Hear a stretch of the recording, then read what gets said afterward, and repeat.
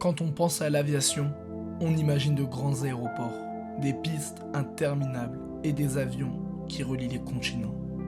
Mais parfois, tout commence dans un simple champ. Un lieu discret, presque ordinaire, et pourtant chargé d'histoire. Aujourd'hui, je vous emmène à la Brayelle, à Douai, un endroit où le ciel a pris une toute autre dimension.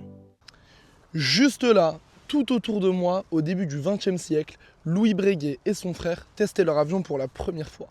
C'était dangereux, fragile, mais révolutionnaire.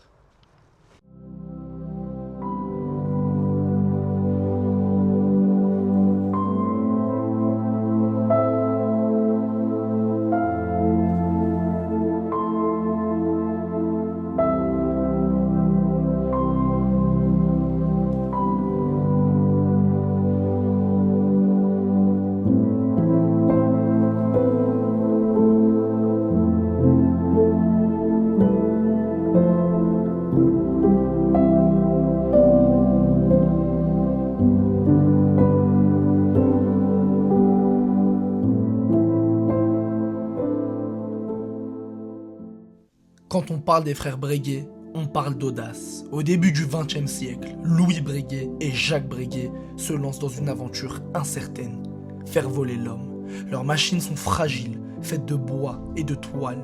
Chaque vol est un défi, chaque essai un risque.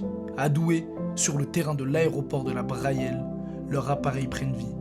Un simple champ qui devient l'un des berceaux de l'aviation française. Des années plus tard, en 1933, Louis Breguet participe à la création d'Air France. Le tout premier avion Air France portera le nom Breguet, hommage à ses pionniers.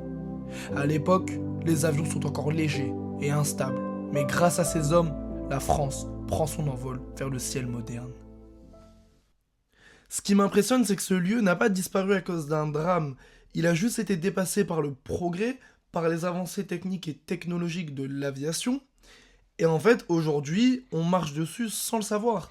Hier, pendant que j'étais en train de tourner, faire du drone, il y a des familles qui passaient, des gens qui faisaient du quad, du vélo. Et en fait, je me suis posé la question, est-ce que ces gens savent ce qu'a pu être auparavant ce champ, en fait?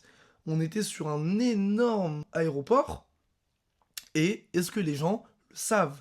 Est-ce qu'il y a vraiment cette mémoire? Et même si les gens ne savent pas ce qui était avant ce champ, moi, j'ai réussi ma mission de vous faire connaître cette histoire, l'histoire incroyable qu'est l'aéroport de la Brayelle à Douai. Parce que, à savoir également qu'on était sur l'un des premiers aérodromes au monde et l'un des plus grands à l'époque de France. Tout ça à Douai.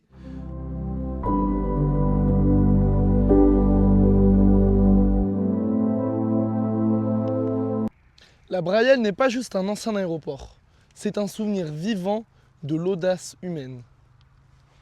Et donc, comme je disais, c'est incroyable de marcher. Le sentiment que je ressens, c'est de me dire en fait, où je marche, avant des gens marchaient, voyaient des avions décoller, parce qu'on est à un endroit où le ciel est très souvent dégagé et il y a énormément de place.